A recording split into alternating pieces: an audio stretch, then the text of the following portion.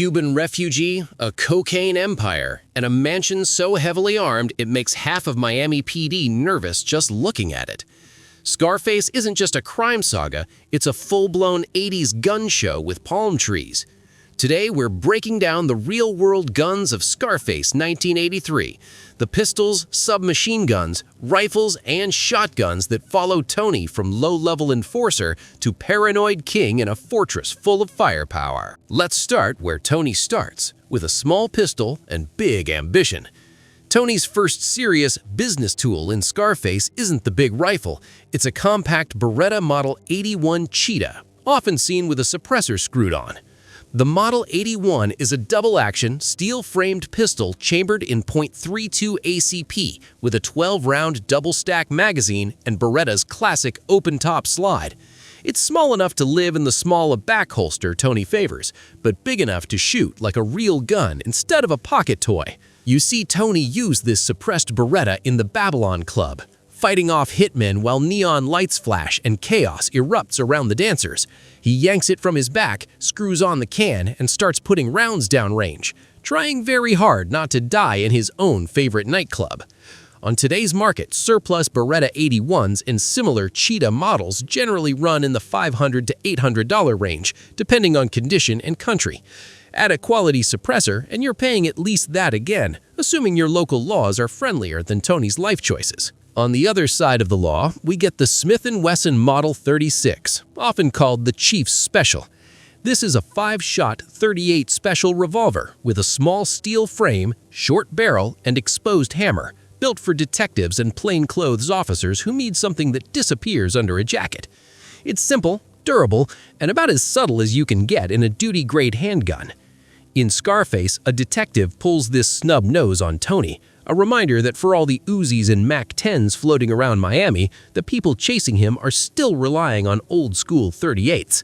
One side sprays bullets out of cars, the other side carries 5 rounds and paperwork. Used S&W Model 36 revolvers typically sell for around $400 to $700, depending on wear and age.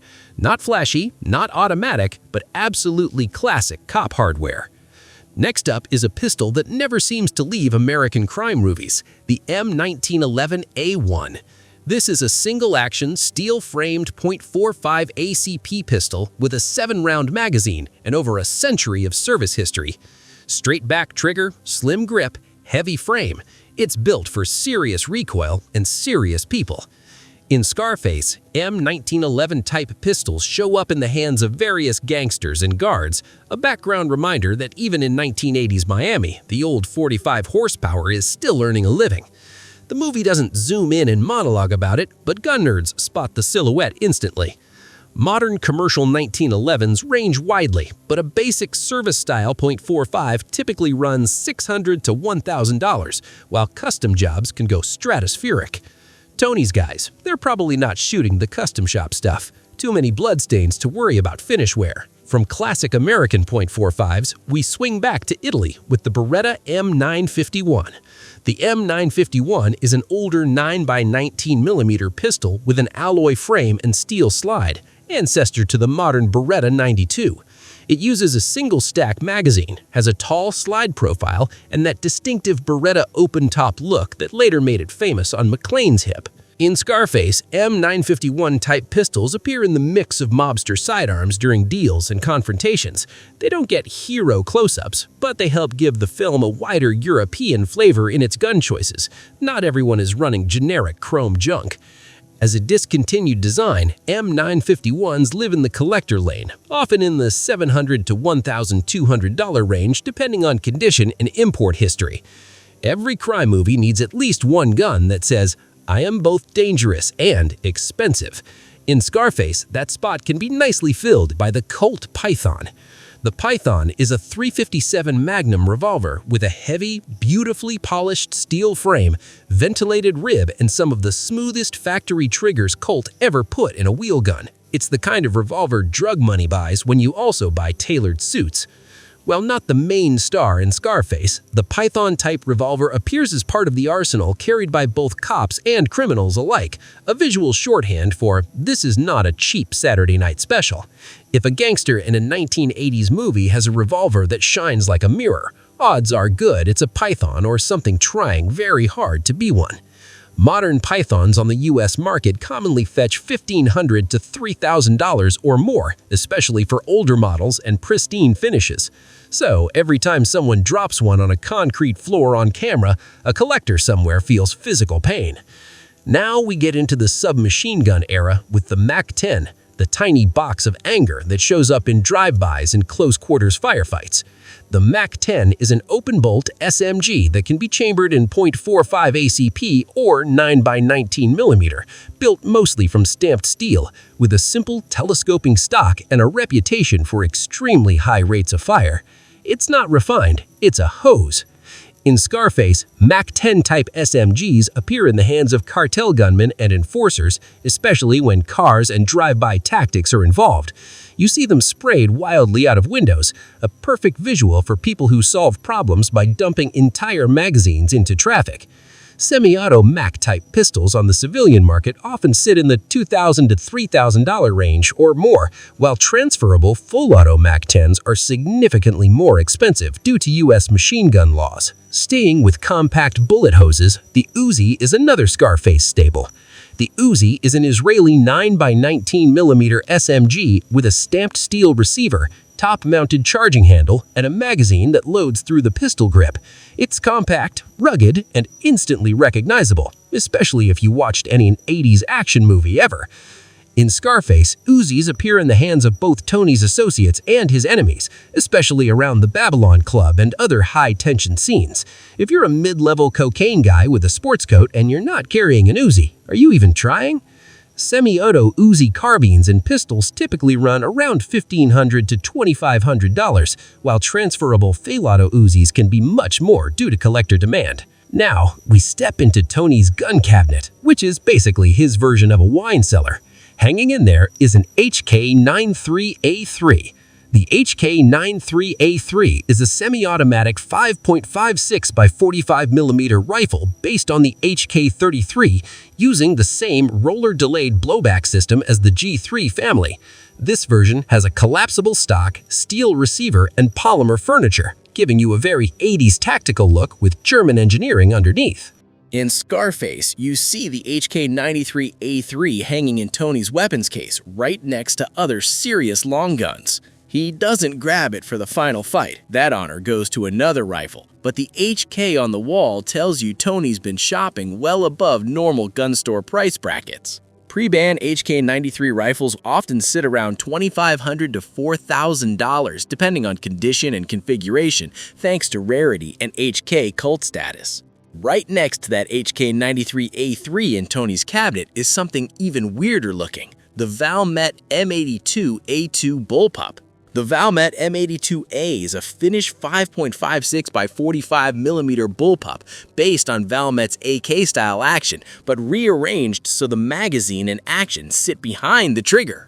It has a very distinctive silhouette with the carry handle and compact overall length, and like most bullpups, it looks futuristic in a 1980s sort of way. In the film, it never leaves the cabinet. It's more gun collection flex than on-screen horsepower. But that's the point. Scarface is showing a guy who doesn't just have guns, he has rare guns. Because they're uncommon, Valmet M82 rifles lie in the if you find one category, often fetching $3,000 or more among collectors. As Sosa's men storm Tony's mansion, you can spot an FN-FAL in the hands of one of the attackers heading up the stairs toward Tony's office. The FAL is a 7.62 by 51mm NATO battle rifle with a tilting bolt, steel receiver, and a 20-round magazine, legendary as the right arm of the free world. It hits harder than 5.56 rifles at the price of more recoil and heavier ammunition. In Scarface, the FAL adds a heavier note to the invaded firepower, not just spray-and-pray SMGs, but full-power battle rifles coming up the stairs toward Tony's coked-out last stand. It's a blink-and-you-miss-it detail, but gun fans notice that distinctive silhouette and magazine shape. Commercial FALs and good clones often sit in the $1,500 to $3,000 range, depending on origin and parts. Before the final rifle configuration was locked in, Scarface originally used an M16A1 with launcher. The M16A1 is a 5.56 by 45mm select fire rifle with a 20-inch barrel, triangular handguards, and classic Vietnam-era styling. Early in production, this was paired with a launcher as Tony's main set-piece weapon, but it was later swapped out for a full-auto AR-15 that timed better with the film cameras to stretch muzzle flashes on screen. You can think of the M16A1 here as the behind-the-scenes beta version of Tony's little friend, the concept before the final iconic prop came together. In reality, transferable M16A1 rifles now live in the very high end of the US NFA market, often selling for $25,000 or more depending on condition. Back inside the mansion, among Sosa's hit squad, one attacker is armed with a Remington 870 shotgun with a cut-down stock. The Remington 870 is a pump-action 12-gauge shotgun with a steel receiver and barrel, usually paired with wood or polymer furniture. It's one of the most common pump shotguns on the planet, used for everything from duck hunting to door breaching. In Scarface, the 870 shows up in the final assault, hammering buckshot through the mansion as Tony tries to hold the staircase.